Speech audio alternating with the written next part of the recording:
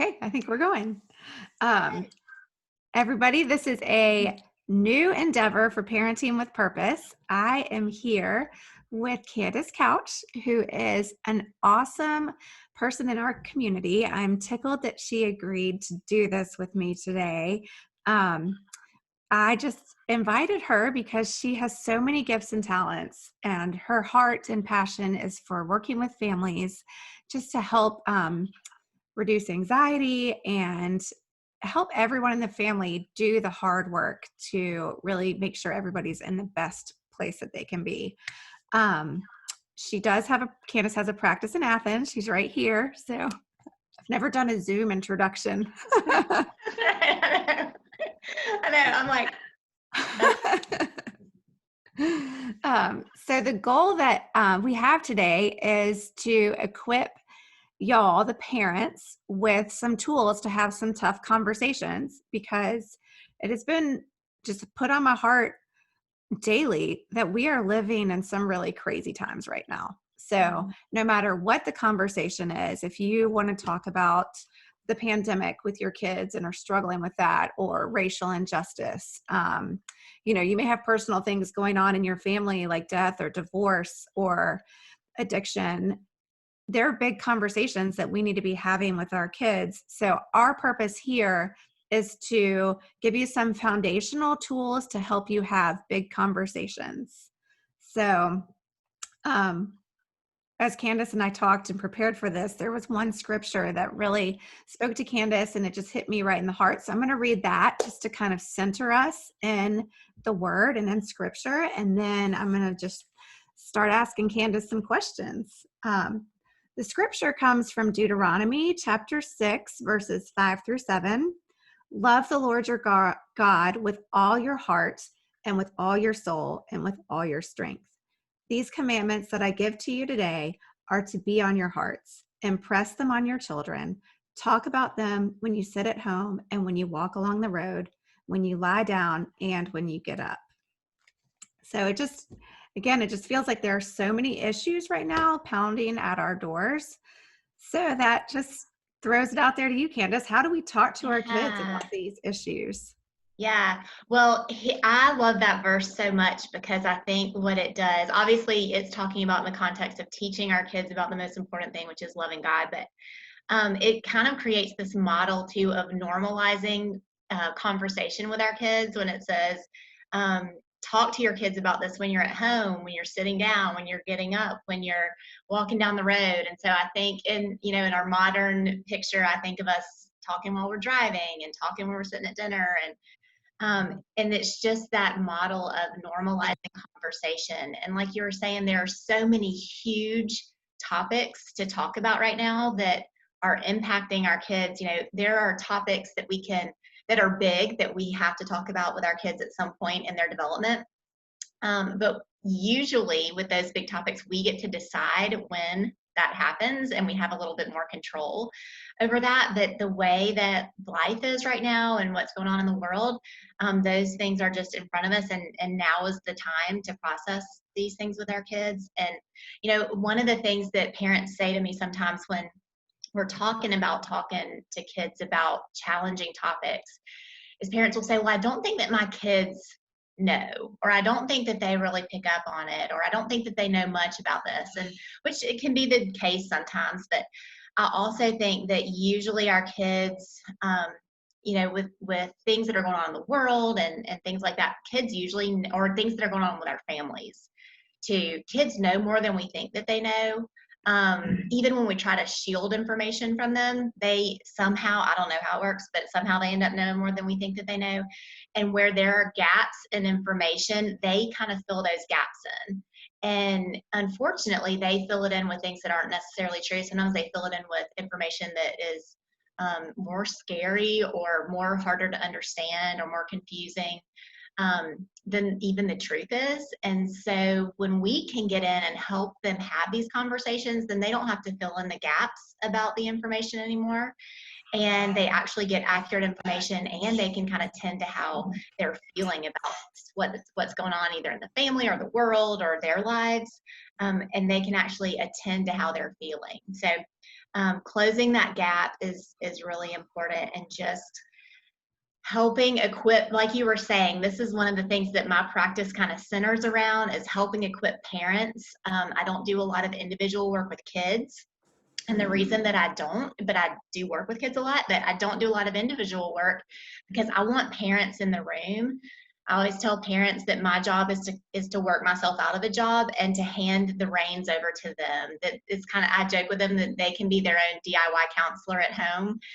And I always say, this isn't rocket science. I can train you how to do this. And Yeah. so I want them to be able to go home and do the stuff that I do in my office. And I believe parents can, and hopefully today we can address some of those things that hold parents back from feeling like they can do it, because parents can do this, and they can do a better job than a counselor can too sometimes. Well, that's totally my goal too. I feel like parents know their kids better than anyone else. Yeah. So, like with your guidance, that just helps people get to addressing their own personal situations in a Yes, level that only they can do it. So, exactly.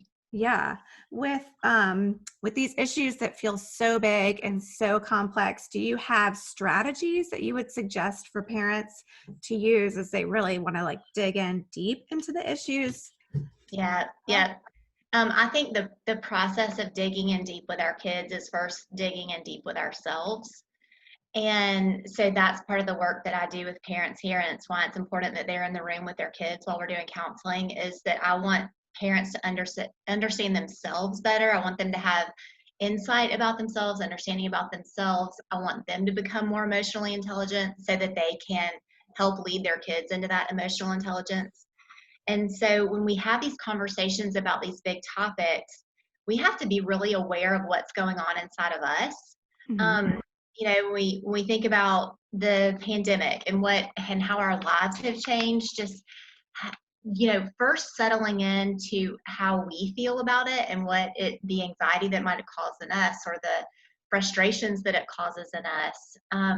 And being able to address our own emotions about it, so that when we go to have that conversation with our kids, we're not taking our own unresolved stuff into that conversation. If we're able to acknowledge what's going on inside of us, then we're able to go in and really talk with our kids about this. One of the examples that I can kind of think of is just the way that life has been lately. We have had to navigate how to how to get groceries differently, everything is different than how it used to be.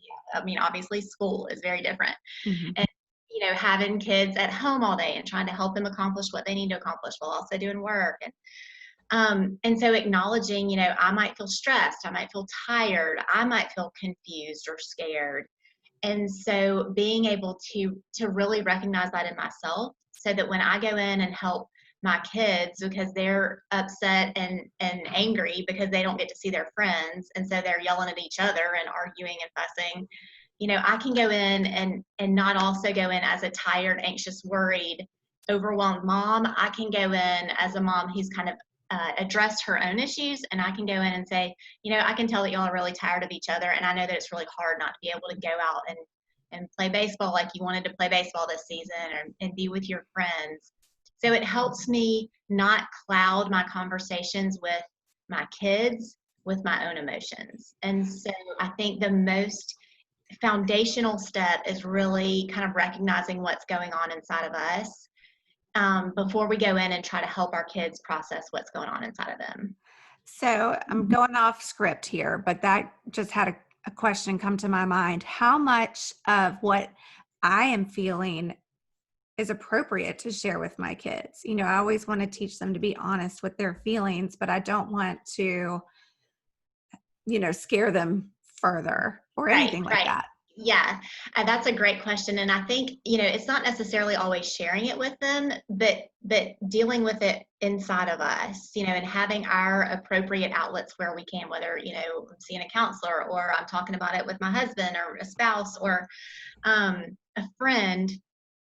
Being able to address those issues internally first, And then in developmentally appropriate child-sized ways, we can also model that emotional intelligence. Mm-hmm. You know, where we're going in and, you know, if we were short with our kids, we can go in and say, hey, I'm really sorry about how I was short with you. You know, I was feeling overwhelmed because I have to do this stuff for work, and also, you know, I'm helping you all with your schoolwork, and so being able to just give them like those small child-sized bits of emotional intelligence so that they can see me model that. But then the bigger, deeper stuff, I'm just recognizing inside, internally, and knowing that that is impacting how I interact with them. Mm-hmm.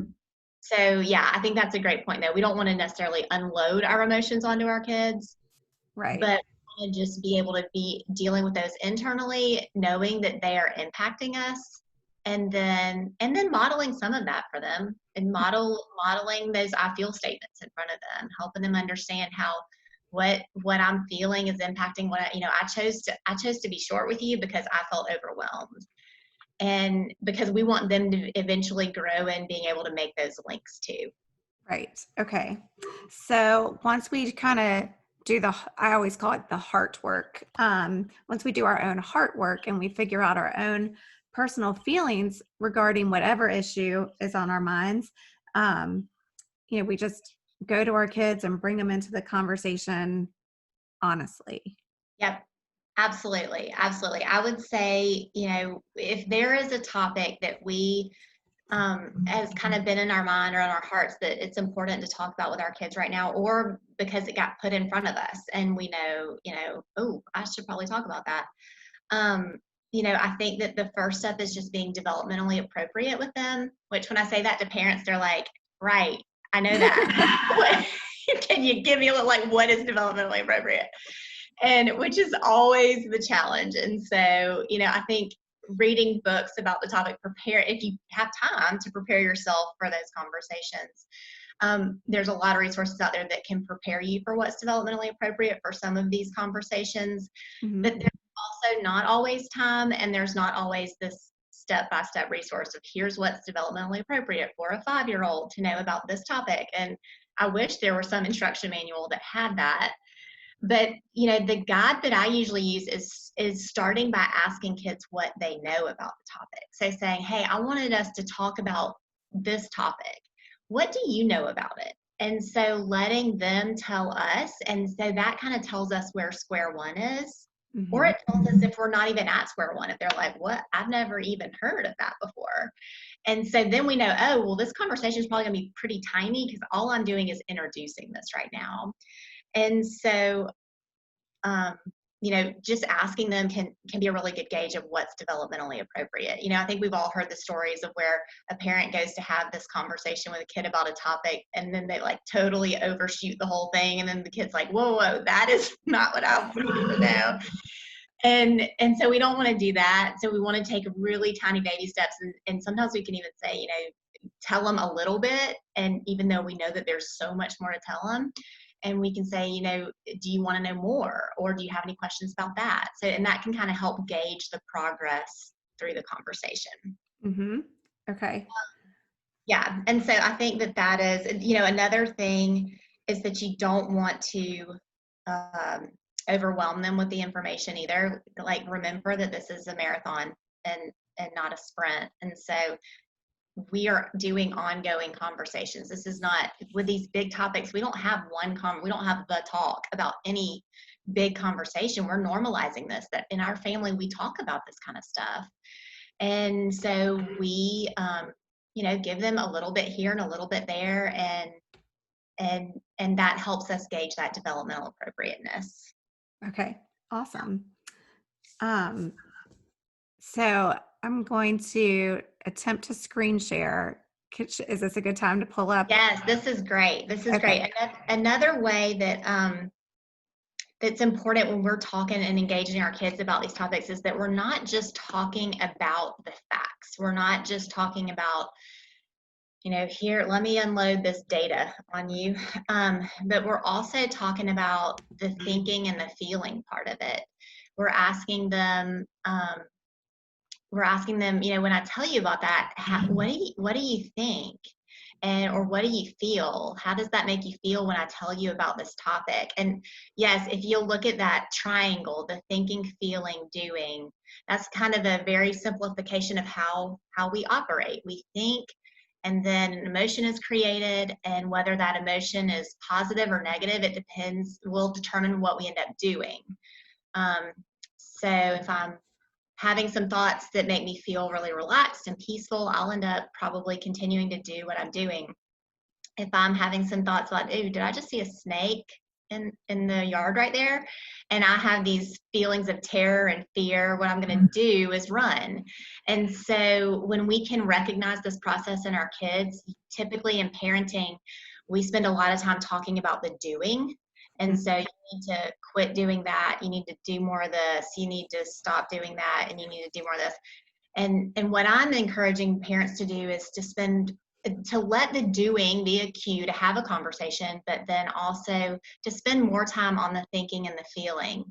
And so in these types of conversations about these topics that we're kind of focusing on today, we're saying, we're giving them facts, or we're giving them information, what they might be seeing in the news or what they're hearing from friends, or we're giving them information, but then we're also checking in on how they feel, and we're being empathetic. We're watching how they are receiving the information, if they look worried or confused or sad or bored, and then we're asking them what they're thinking about while we're having this conversation. And typically what we tend to do is once we watch them kind of struggle with the information, we tend to start to kind of fix too, like, well, don't think this, think this, and don't, and we go back to that doing side of the triangle. Mm-hmm. And what we want them to do is we want them to kind of process it, work it out, strategize about it. We want them to kind of think it through and give them the freedom and the space to do that. And they're going to say some things that are too concrete and are not nuanced, and so we're going to want to jump in and fix it and say, well, no, it's not exactly like that. You have to understand that and we want to fix it for them. But if we're staying in that mind frame of this is a marathon, not a sprint, then we don't have to fix it all. And we can let them even say things that aren't exactly right, and then slow down. And then finally we offer some feedback. And we kind of talk to them about what they've said and maybe help them think through some consequences of what they've said, or offer them some gentle feedback about what they've said, so that then they can start to process it in a little bit more nuanced way and take in more information. Okay.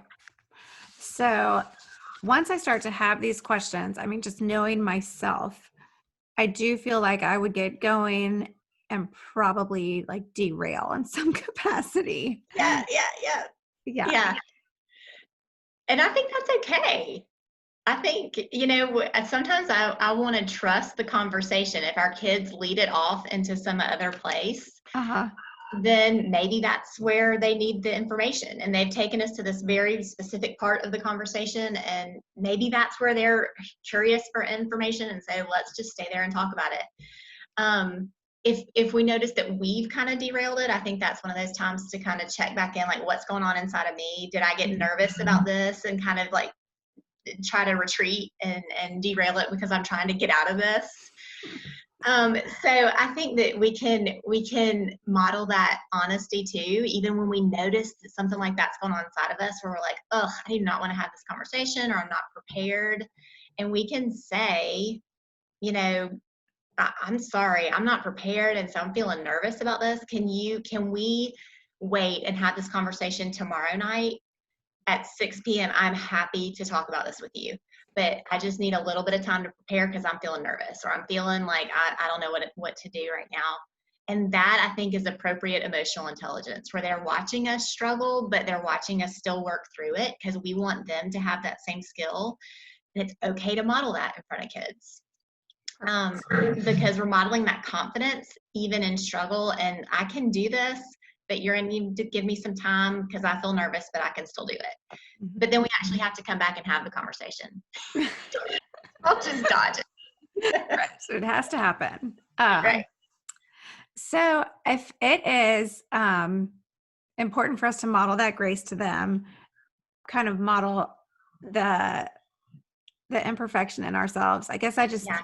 again, feel like that is a wonderful example of Christ modeling his grace for us, Yes.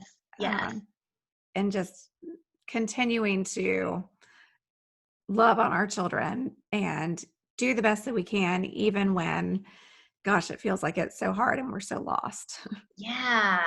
I always say one of my favorite things um, in relationships between parents and kids is when parents are willing to apologize to their kids.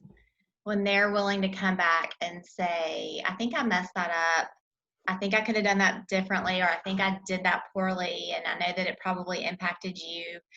And because we want that for our kids, how many times do we tell our kids, like, you need to apologize to your brother, you need to say you're sorry. Mm-hmm. And so sometimes we, kind of hand that out, but are we actually modeling that in genuineness?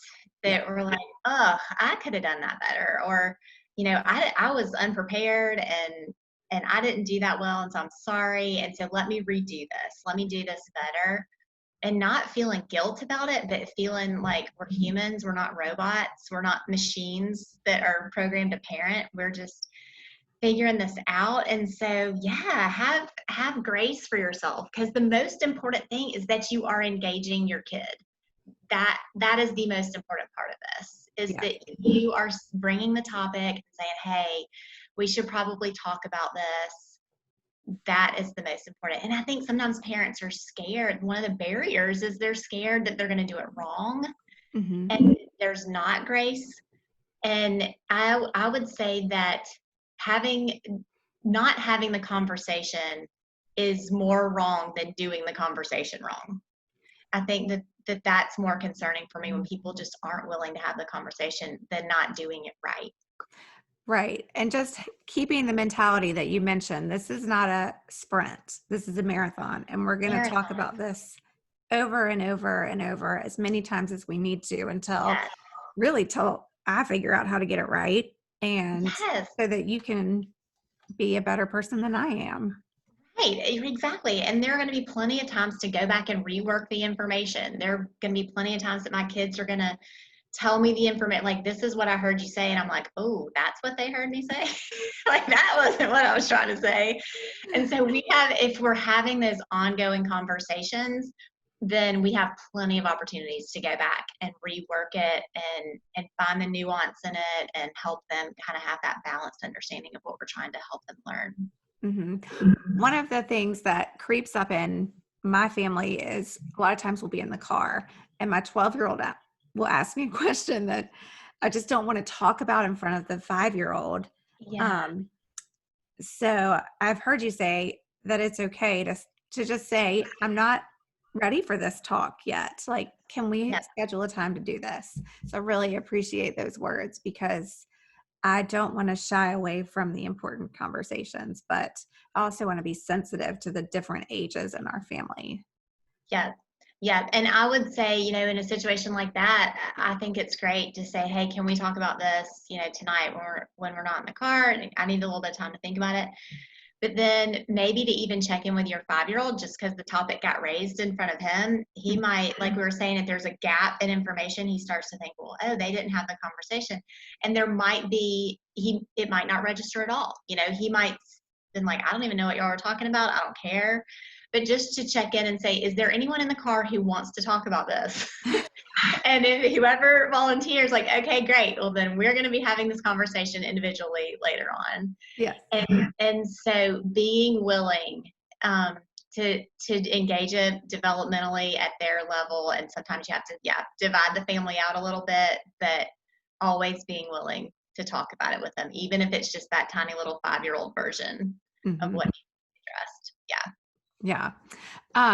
Okay. I'm going to go make sure that we haven't left anything out. I would say that one of my favorite parts about reading your book, Candace has a book called Choosing to Train, which I have really enjoyed, because you talk about the different roles that we have in our family. And for me, that's just been so interesting to think about why I act the way I do, but also why my kids respond the way they do to different situations and different topics. So I guess I just wanted to throw that out there to you, as my kids, I feel like, respond to these conversations in a different way.